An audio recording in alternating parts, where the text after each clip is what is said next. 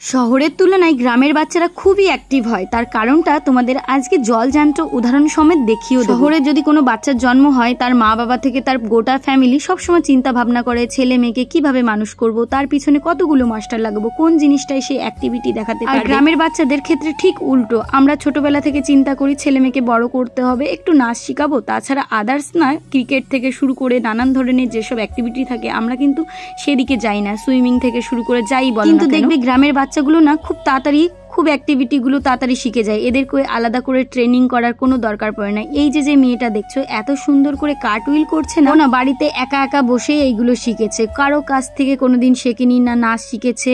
আর এবার তো স্কুলে প্রতিযোগিতায় ও 5টা প্রাইজ এনেছে। আর এত সুন্দর করে কার্টউইলগুলো করছিল না, আমি জাস্ট দেখে অবাক হচ্ছিলাম। আমাদের জেনারেশন এমন হয়ে গেছে, আমরা মনে করি কোনো ইংলিশ মিডিয়াম কিংবা বড় স্কুল ছাড়া আমাদের ছেলেমেয়েরা মানুষ হতে পারবে না, চাকরি বাকরি করতে পারবে না। কিন্তু আগেকার দিনের কথা তোমরা একবার কোনোদিনও কি চিন্তা করে দেখেছো?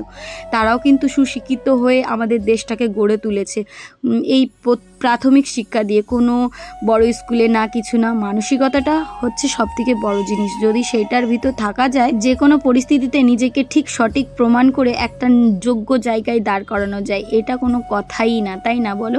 গ্রামের বাচ্চারাও কিন্তু জীবনে কোনো বড় স্কুলে না পড়ে, কোনো কিছু না শিখেও কিন্তু নিজের প্রচেষ্টায় সব কিছু অর্জন করতে পারে। ইচ্ছা শক্তিটাই বড় বলে কথা, তাই না?